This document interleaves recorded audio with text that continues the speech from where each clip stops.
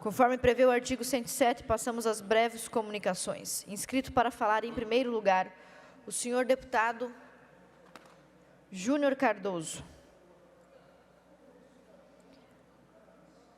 Senhor deputado Sargento Lima, do Partido Liberal, a quem concedo o tempo por até 10 minutos.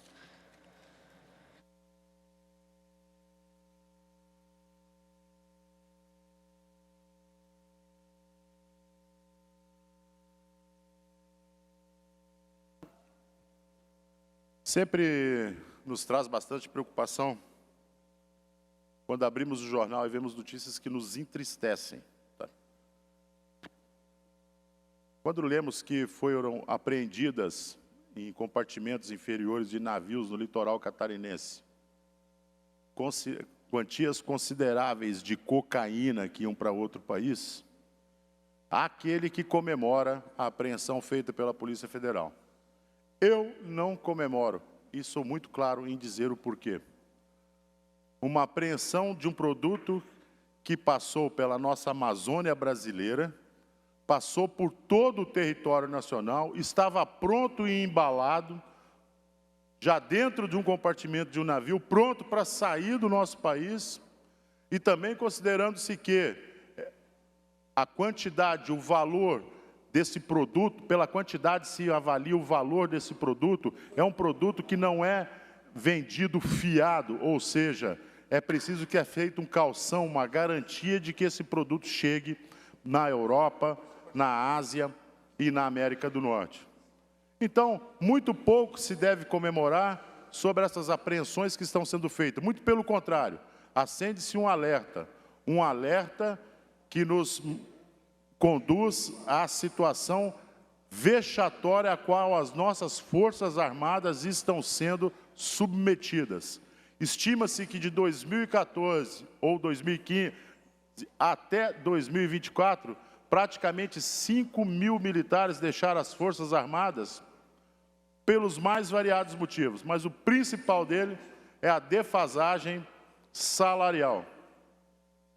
Por mais que ame, por mais que goste, por mais que se adapte à realidade fora dos muros da caserna, faz com que esses homens reavaliem se continuarão ou não naquela profissão.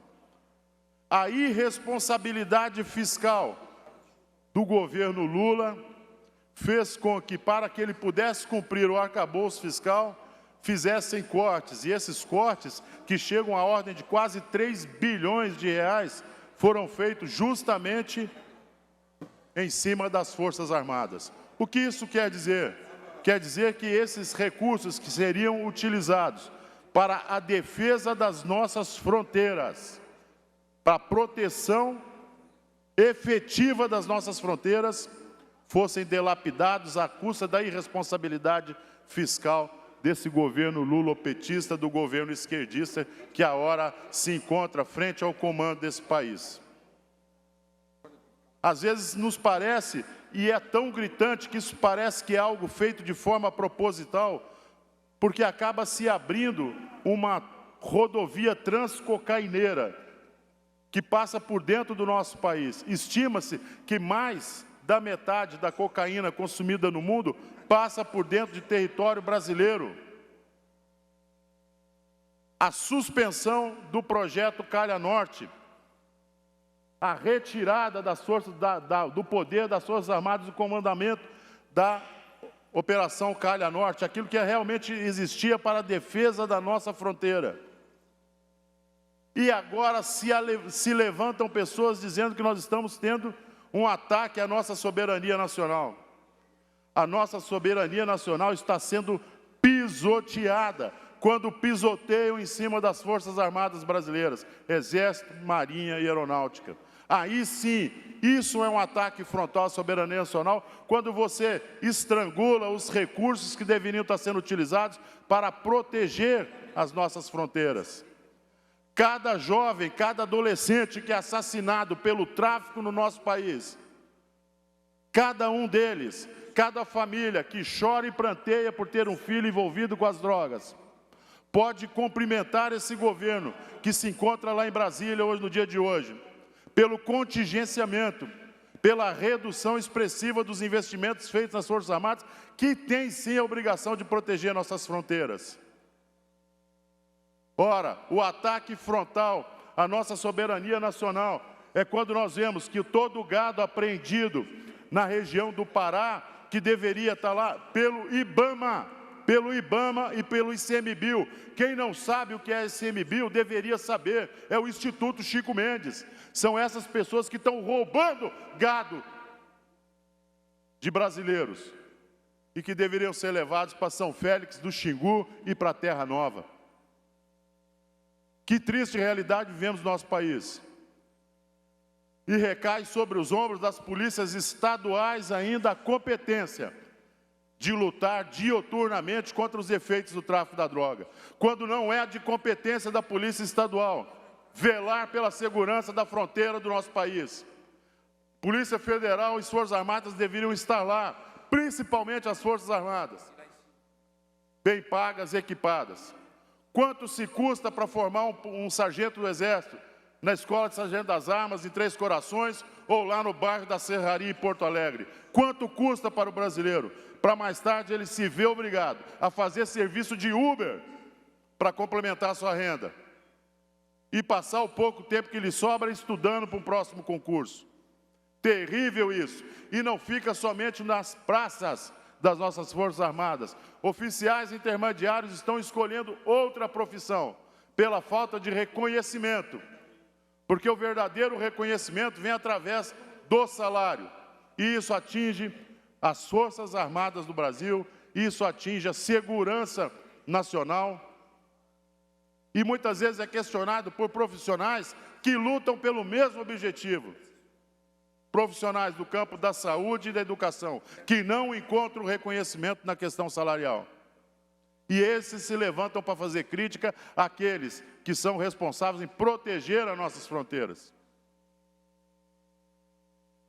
Triste realidade a que vivemos no país.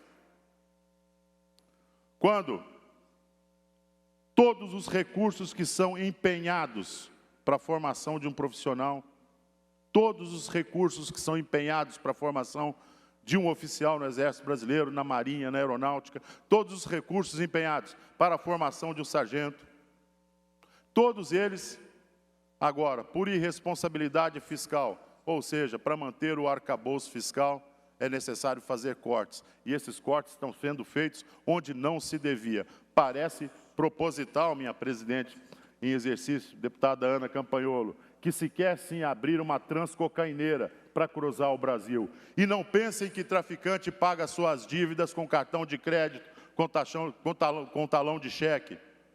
Ele usa o próprio produto dele. E esse produto excedente é que fica dentro do Brasil, destruindo famílias, gerando violência e fortalecendo o poder econômico das facções criminosas. Então, esse sangue derramado nas ruas, ele tem sim um responsável por ele.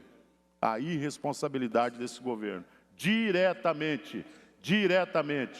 E quando algum parlamentar se levanta para defender a redução da maioridade penal, quando algum parlamentar se levanta para exigir por o concurso público um teste antidoping, existem aqueles que aqui no dia de ontem ainda se manifestaram e votaram contra. Coincidentemente, 2 deputados do PT e um do PSOL.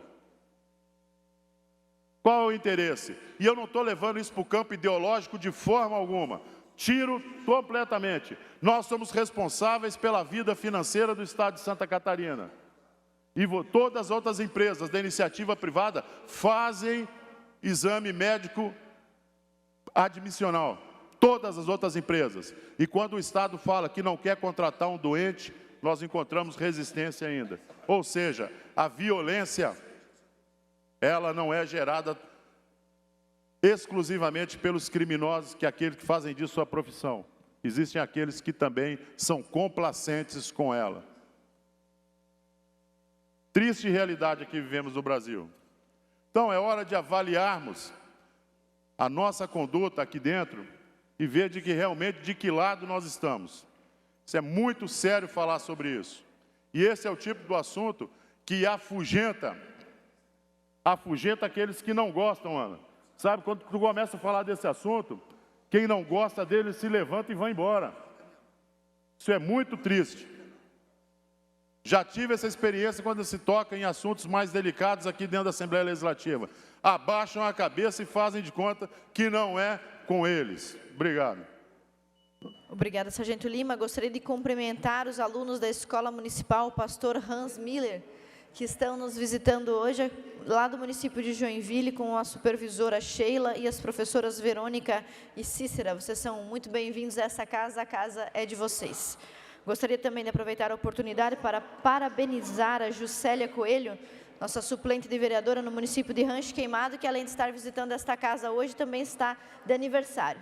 Que Deus abençoe você, Juscelia, e toda a sua família. Ainda em breves comunicações, ouviremos o deputado Oscar Gutz, a quem concedo tempo de até 10 minutos.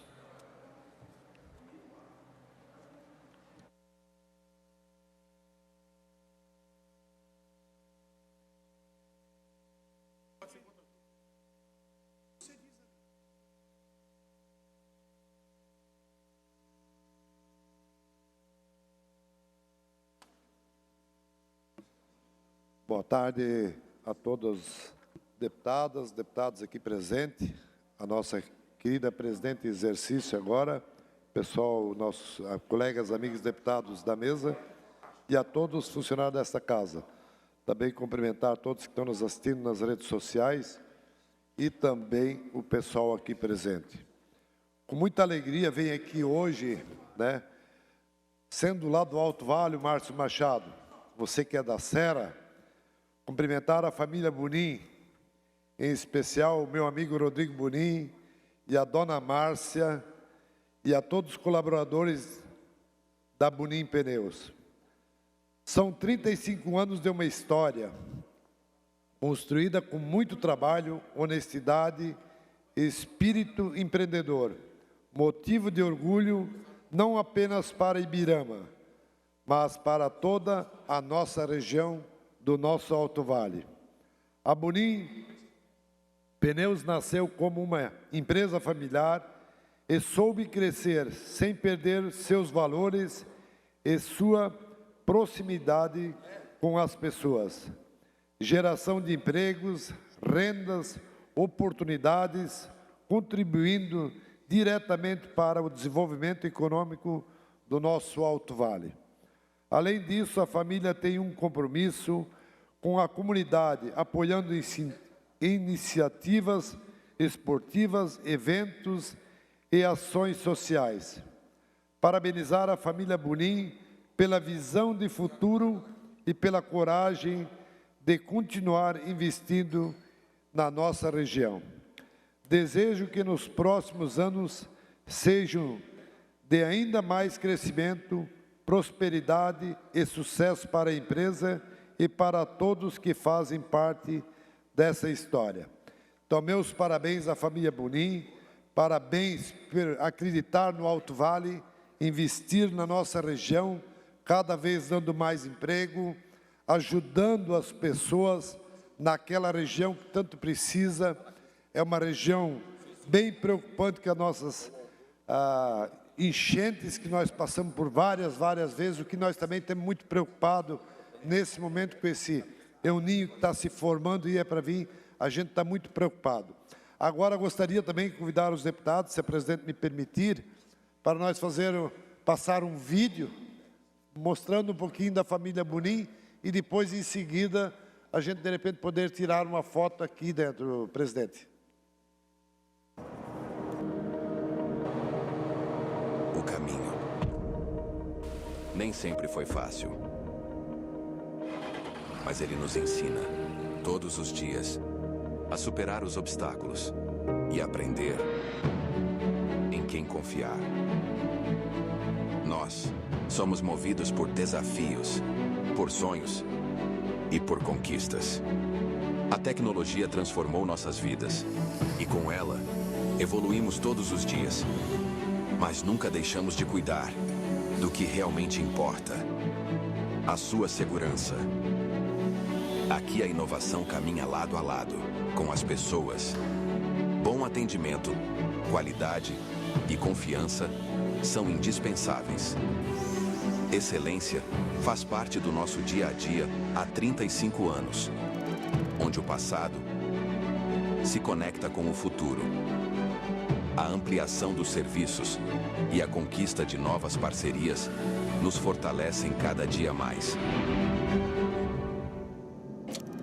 Desde 1991, acreditamos no poder da inovação, do crescimento e das pessoas. Bonin, 35 anos, movendo histórias. Então, parabéns à família Bonin. E agora, se a presidente autorizar para nós tirarmos uma foto, de repente vocês juntam até os deputados, se pudesse entrar no plenário para nós tirar uma foto. Deputado Arscan, o regimento não permite que nós interrompamos a sessão para foto agora, mas podemos tirar depois, na suspensão, enquanto nós ouvirmos os convidados do deputado Jerry Comper, pode ser? Obrigado. Muito obrigada. Tranquilo. Obrigado. Ainda em breves comunicações, ouviremos agora o deputado Padre Pedro, pelo tempo de até 10 minutos.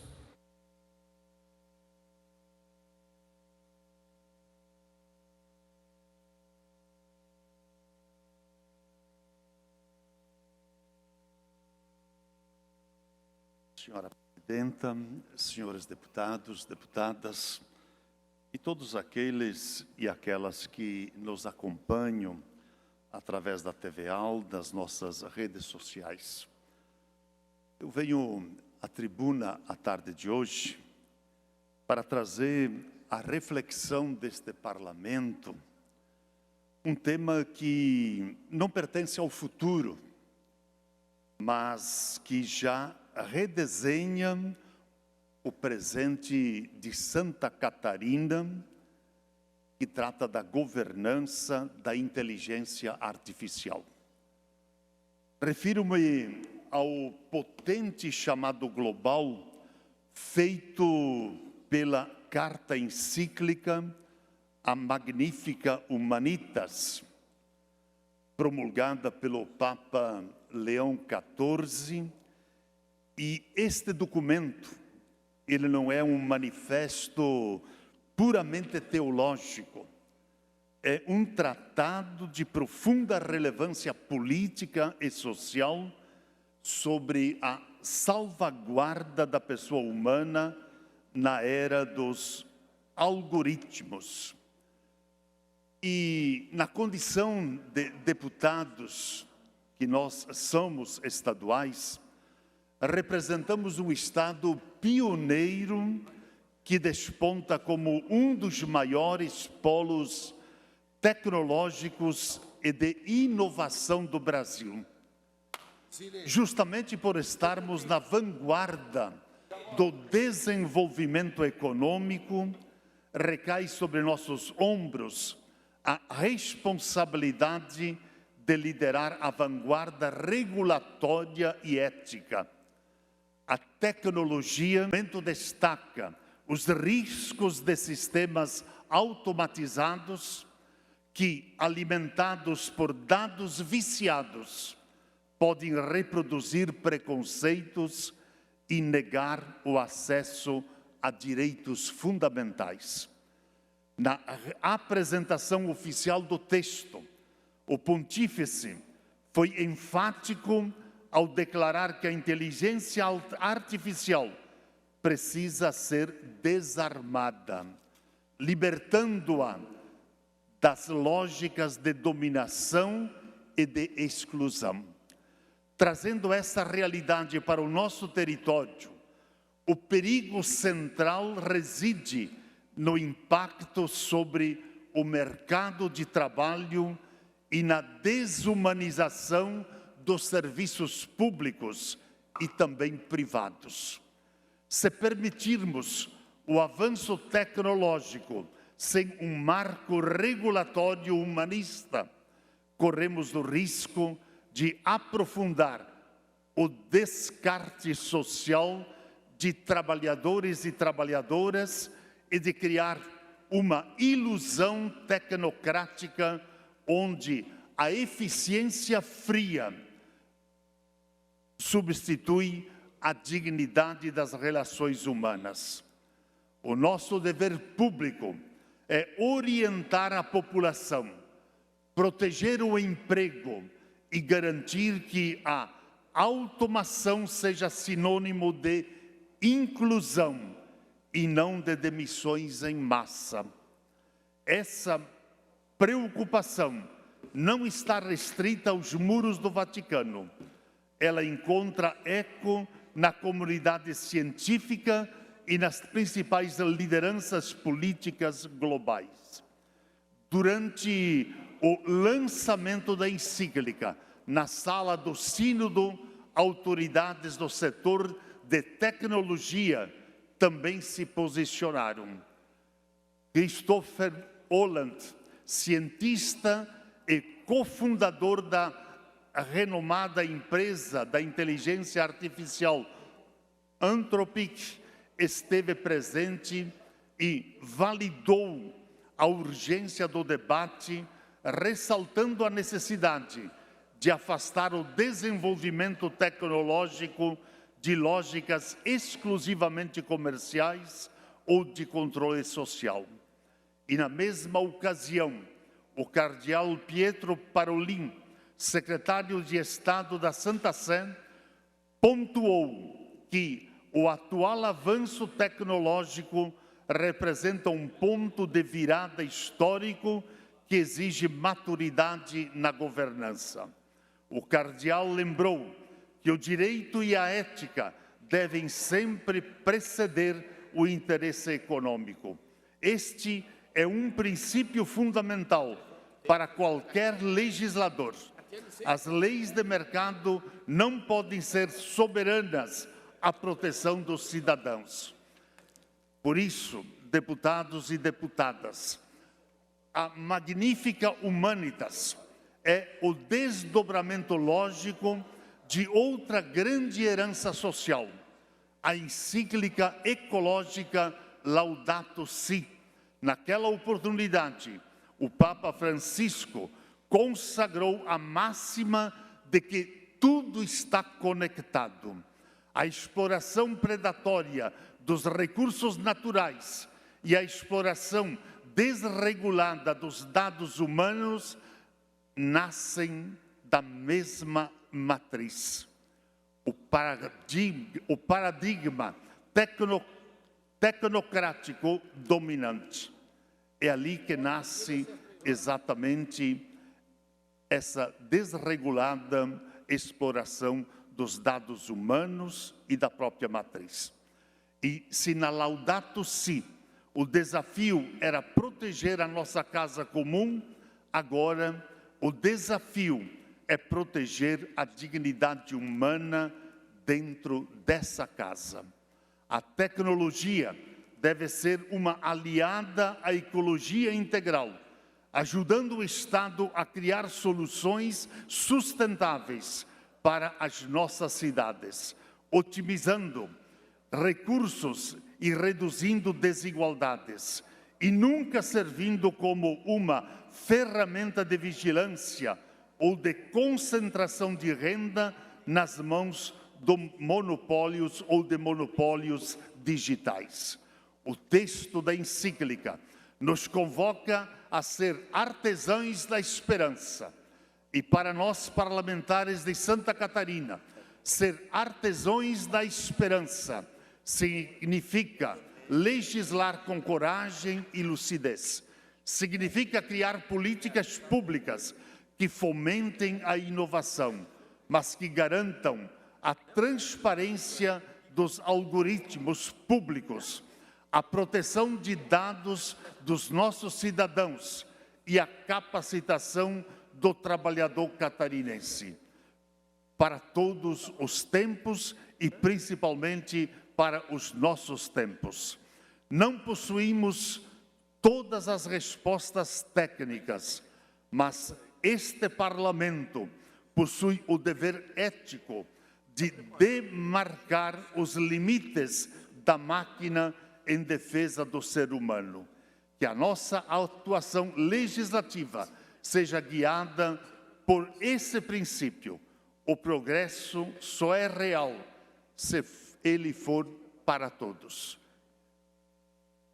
essa era a minha manifestação, trazendo presente essa importante encíclica que o Papa Leão XIV tem escrito recentemente, a encíclica Magnificat Humanitas. Obrigada, deputado Padre Pedro. Antes de Senhora ouvirmos... presidente, por favor. Sim, senhor. Eu só queria agradecer a presença aqui no nosso plenário do vereador Aldemar Bola Pereira, atual secretário de obras do município de Balneário Camboriú, ex-vice-prefeito, vereador de diversos mandatos, que nos visita, e o seu fiel escudeiro, nosso amigo diretor lá da Prefeitura de Balneário Camboriú, nosso amigo Celso, que está junto aqui também. Muito obrigado. Vereador Pereira e diretor Celso, sejam sempre bem-vindos a essa casa. Peço ao deputado Márcio Machado que se prepare para fazer uso da tribuna. Enquanto isso, gostaria de cumprimentar os alunos do Colégio Maximiliano Gaidzinski, do 3º ano do ensino médio, e técnicos em cerâmica e eletromecânica que visitam esta casa hoje, vindo do município de Cocal do Sul, acompanhados pela Jordana De Favre, diretora, e pelo Reginaldo Tassi, coordenador dos cursos técnicos em eletromecânica e cerâmica. Sejam sempre bem-vindos a esta casa. Deputado Márcio. Obrigado, presidente em exercício, deputado Ana Campanholo, nobres colegas deputados, os alunos também, sejam muito bem-vindos. Eu quero aqui ressaltar a importância da organização da comunidade, mandar um abraço para o povo de São José do Cerrito e Cerro Negro, no qual eu recebi um pedido de apoio de um abaixo-assinado que chegou até a minha pessoa, e aqui eu quero fazer ecoar na tribuna para o Estado de Santa Catarina. Já fiz também uma indicação ao governador Jorginho que possa nos ajudar nesse pleito, um pleito importante, um pleito significativo, que contribui para 200 famílias direta ou indiretamente. A petição é: solicitamos urgente a substituição da balsa e rebocador São Roque e construção de pontos de atracação e apoio institucional para garantir a continuidade da travessia. Nós, moradores, produtores rurais, empresários, trabalhadores, empreendedores do turismo rural e usuários da balsa São Roque, segue o abaixo-assinado por intermédio da Associação de Desenvolvimento da Microbacia São Roque Heights e São José Raízes do Campo, viemos respeitosamente solicitar apoio institucional técnico e financeiro para a substituição da atual embarcação utilizada na travessia entre os municípios de Cerro Negro e São José do Cerrito. A balsa São Roque representa uma infraestrutura essencial para a mobilidade regional, constituindo uma das principais ligações entre as comunidades rurais, propriedades agrícolas, empreendimentos turísticos, agroindustriais e centros urbanos da região. A travessia atende direta e indiretamente 200 famílias, sendo fundamental para o deslocamento de trabalhadores, acesso a serviços de saúde, atendimento de emergências, transporte de insumos agrícolas, escoamento da produção rural, desenvolvimento do turismo e circulação de mercadorias. A atual embarcação apresenta avançado estado de desgaste estrutural em razão de muitos anos de utilização, exigindo constantes intervenções de manutenção e elevados custos operacionais. As fotografias anexadas demonstram claramente o comprometimento da estrutura, incluindo acumulação de água em compartilhamentos internos, deterioração de componentes estruturais e limitações operacionais que comprometem a segurança e a eficiência do serviço. Recentemente, após vistoria realizada pela Marinha do Brasil, a embarcação foi novamente interditada por questões relacionadas à manutenção e à segurança operacional. Até a presente data, aproximadamente 20 dias de paralisação se transcorreram. Em nova vistoria realizada nessa semana, a Marinha determinou o prazo adicional de aproximadamente 60 dias para a regularização da embarcação, totalizando cerca de 80 dias sem operação da travessia. Tal situação vem causando graves prejuízos sociais, econômicos e logísticos para toda a região. Então fica aqui o meu apelo, apoio à cidade de São José do Cerrito, Cerro Negro, toda a região serrana que utiliza dessa importante balsa, São Roque. Também utilizando do horário, dizer aos nobres jovens que vocês possam realizar os seus sonhos, Meu nome é Márcio Machado, sou lá de Lages, um comedor de pinhão, um caramelo, um improvável de estar aqui. E aí, depois de decidir ser político, quando eu estudei história, quando você começa a ler a história da humanidade, você começa a perceber que homens e mulheres pagaram um preço de construir uma sociedade diferente e ter novos rumos diferentes, onde aquilo que estava sendo posto nós não aceitávamos, eles não aceitavam, e aí pagaram preços gigantescos, até de ceifarem as suas próprias vidas. Então, a democracia, ela vem de uma grande batalha, de uma grande luta. Por exemplo, as mulheres só tiveram o direito de votar quando Getúlio Vargas, um dito ditador, e ditador não faz isso, né? Mas Getúlio Vargas, em 32, possibilitou que as mulheres tivessem o direito de votar e serem votadas. Tanto que aqui nós tivemos uma deputada chamada Antonieta de Barros, uma mulher negra, que conseguiu uma grande vitória e foi a primeira deputada estadual do Brasil e negra, rompendo vários tipos de paradigmas, tanto de mulher, que naquele tempo a mulher, quando casada, ela tinha muitos direitos retirados, e de fato ela teve o voto apenas em 65 de forma obrigatória, porque era facultativa. Então nós tivemos muitos avanços, e a importância da democracia na sua representação, porque a origem da democracia é uma origem direta, lá dos gregos, onde Aristóteles, no seu livro Ética Nicômaco, diz que nós somos animais políticos. Então existia uma democracia direta na ágora, onde existia uma praça de discussão, mas a democracia não era plena, porque mulheres não votavam, estrangeiros não votavam, homens a partir de uma certa idade e poder aquisitivo poderiam votar e decidir pela coisa pública. E com o passar do tempo, nós tivemos um rompimento disso com os déspotas, né, que eram as monarquias, depois rompe todo um sistema para poder ter a democracia representativa, que a sociedade é representada. Nesse caso, como ente federado do Poder Legislativo, nós temos 40 deputados que representamos 295 municípios. E aí, dos 3 entes, nós temos a bicameral, que é a Câmara Federal, e também o Senado Federal. Então, leis passam por uma casa e passam pela casa revisora, e quando alterados, retornam para a casa original, para que possamos aprovar um projeto em nível nacional.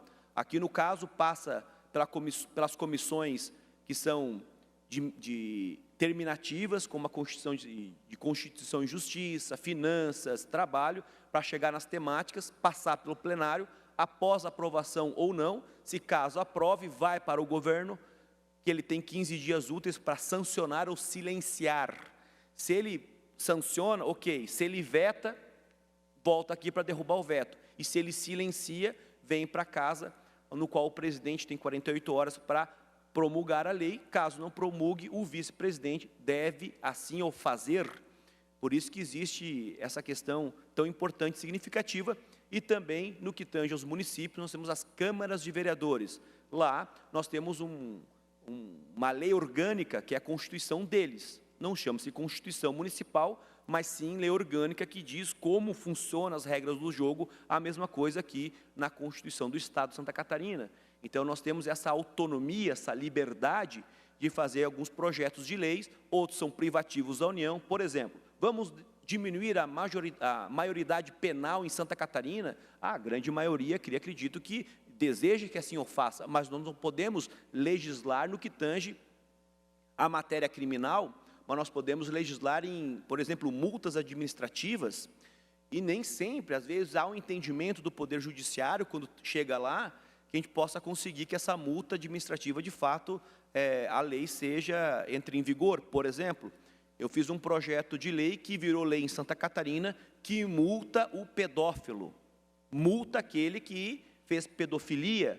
E o que aconteceu foi ingressado com uma ação, uma ADIM, que é uma ação direta de inconstitucionalidade pelo Ministério Público, e foi entendido que nós estávamos adentrando numa área criminal, e não era área criminal, era uma área administrativa, como nós temos multa, por exemplo, para quem abandona no setor dos animais, quem abandona animais em vias públicas, hoje a multa de R$10 mil, para quem faz rinha de galo, rinha de cachorro, que já é proibida a rinha de galo desde 61 de Jânio Quadros, hoje nós temos multa administrativa, multa pesada para quem participa, para quem está ali, para quem divulga.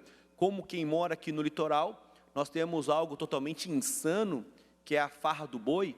A farra do boi, eles entendem que o boi é o demônio e ele tem que ser expurgado, ele tem que apanhar. E quando eu ingressei como deputado no mandato passado, já estou na reeleição, em 2019, veio uma garota chamada Bárbara Hartmann, que falou o seguinte: já é crime em Santa Catarina a farra do boi, só que ainda continua tendo a farra do boi. E aí nós fizemos um projeto aprovado pela essa casa, que multa o farrista administrativamente, quem leva o boi, quem participa, quem divulga, quem está ali junto. E aí nós conseguimos, de 180 ocorrências, quando estavam antes de 2019, quando nós lançamos o projeto, chegou a 80 ocorrências. E aí quando foi aplicado em 50 ocorrências.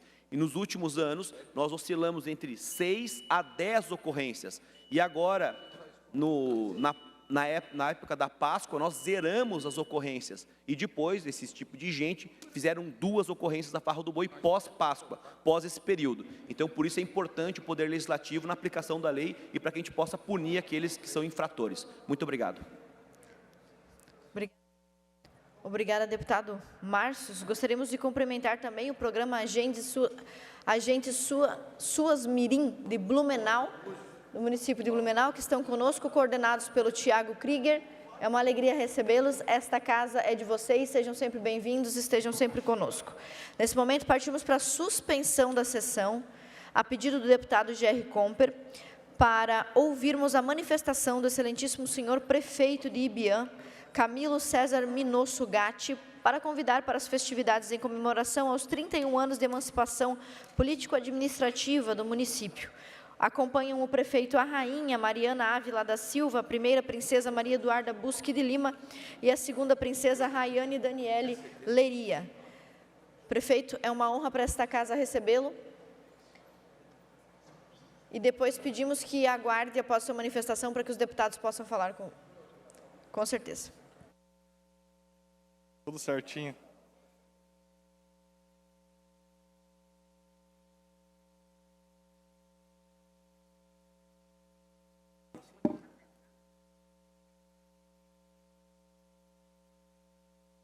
Pode fazer uma de vocês para nós.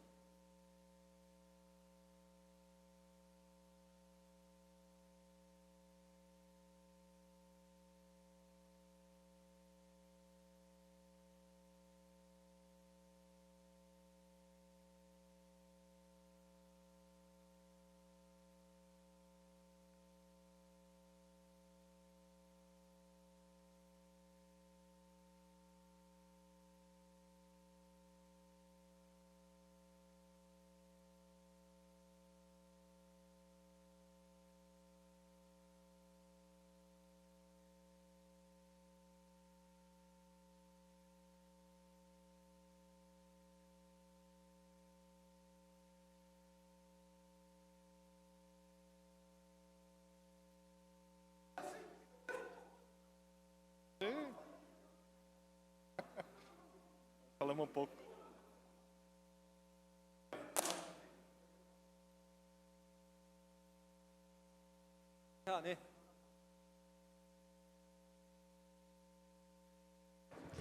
Prefeito Camilo, é uma honra ouvi-lo. Boa tarde a todos. Boa tarde, presidente Ana Paula Campagnolo e aos deputados que nos acompanham. Obrigado pela oportunidade. Primeiro, eu quero passar a palavra para as realezas se pronunciarem e manifestarem o nosso município de Ibiã. Assim eu continuo próximo. Valeu, deputado.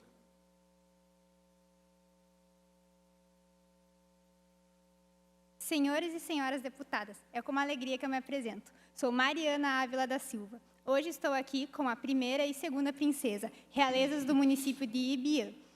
Juntas representamos a realeza da celebração, que simboliza juventude, beleza, tradição da nossa comunidade. É uma honra representar esse momento em nome de todos os ibianenses. O município de Ibiã, situado no meio-oeste catarinense, é pequeno em território, mas grande em dedicação e conquistas.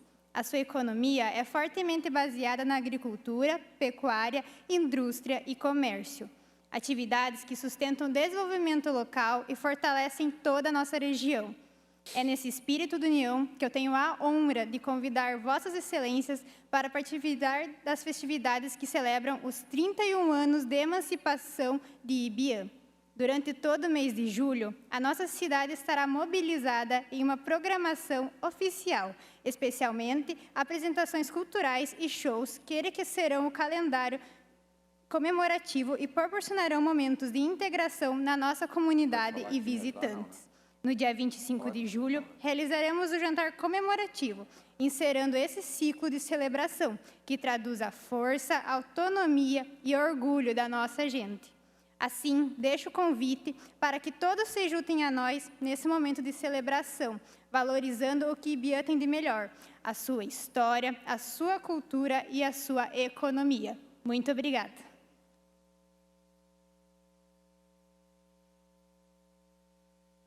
Obrigado a esta Câmara que nos deu essa oportunidade de trazer um pouco do nosso município. Então, esperamos todos que se façam presente nesse evento.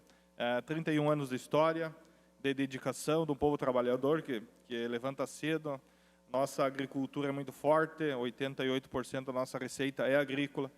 Então, a gente acompanha essa casa e sabe o quanto que os deputados aí valorizam também a agricultura, a indústria, o comércio, enfim. Senhora Presidente, pela ordem, queria de uma forma muito carinhosa, especial, prefeito, agradecer, parabenizar, né? Agradecer primeiro pela presença aqui na Assembleia Legislativa, junto com as realeza, com a nossa primeira-dama, que nos acompanha aqui. Obrigado. Parabéns pelo trabalho que Vossa Excelência vem fazendo no município de Ibiam, em prol daquele povo, daquela gente que luta e trabalha tanto. Eu sempre, deputado Tiago Zillo, falo que Santa Catarina não devia ser um estado, deveria ser um país, da forma que o povo trabalha aqui. E você faz um grande trabalho junto com a sua equipe, junto com as nossas queridas realezas que estão aqui. Então, a gente vem de uma forma muito carinhosa convidar as pessoas que participam da festa de emancipação política administrativa da nossa querida Ibiam, cidade no meio oeste, cidade próxima ali à cidade de Campos Novos também, enfim. Então, conte com a gente, estaremos lá com certeza nessa grande festa. E aproveitando também, prefeito, a oportunidade, parabenizar o Parlamento Jovem da cidade de Rodeio, através da minha querida vereadora, amiga, professora Maristela, que vem aqui no Parlamento conhecer também um pouco do trabalho dos deputados. São 40 deputados nessa casa que procuram fazer as coisas acontecer junto ao governo do Estado, a Assembleia Legislativa sempre parceira dos municípios. Então, parabéns, minha querida vereadora, por trazer a coordenadora do Parlamento Jovem lá da cidade de Rodeio, uma cidade italiana, o povo de lá parla italiano, então sejam muito bem-vindos. E, prefeito, mais uma vez, conte conosco, a cidade de Ibiam, com certeza mora no coração, essa cidade que nos acolheu, que nos abraçou, através da grande amizade que a gente tem e que a gente construiu ao longo desse processo de estarmos ou como deputado ou como prefeito da nossa querida Ibiam. Parabéns, conte com a gente. Quem não foi, quem nunca foi, visite Ibiam, vai para a 31ª Festa de Emancipação Política Administrativa. Deputado Tiago Zillo, estou convidando você do MDB, o nosso prefeito do MDB, para ir lá nessa grande festa. Obrigado. Deputado Zilli. Senhora Presidente, também quero cumprimentar o prefeito, Camilo Gatti, as rainhas, as belezas de Ibiam. Tivemos uma conversa antes, hoje de manhã ali, parabéns pelo trabalho. Ibiam, como disse o Gerry, muito bem representada, uma cidade de Santa Catarina. Ibiam, que quer dizer terras altas, né, em costas, na língua tupi-guarani, então faz parte da história de Santa Catarina. Vou aceitar o teu convite, Gerry. Estaremos lá para te prestigiar. Você tem uma representação muito importante lá, a gente sabe do trabalho do deputado Gerry. Parabéns. Prefeito Camilo, Antes de convidá-lo para uma foto ali embaixo com os nossos deputados, gostaria de parabenizar o senhor e o município, todos que vivem em Ibiã. Apesar de serem 35 anos de emancipação, é mais de 100 anos de comunidade, né? Colonização alemã, italiana. Quem gosta de vinho passa pela Rota do Vinho ali em Ibiã, tem que ficar hospedado nas cidades vizinhas, porque a cidade pequena, mas uma cidade de trabalhadores, né? Uma cidade comprometida com o desenvolvimento, uma cidade que nos dá orgulho, né? São 295 municípios no nosso estado e cada cantinho dele é que dá a nossa identidade. Essa cultura campeira que Ibiã tem, com certeza honra a nossa terra, nos dá orgulho também de sermos catarinenses. Convido o senhor a estar conosco aqui na frente para tirarmos uma foto. Enquanto isso, a sessão permanecerá suspensa até a ordem do dia às 15 horas, conforme informado aos senhores deputados com antecipação na data de hoje. Muito obrigada.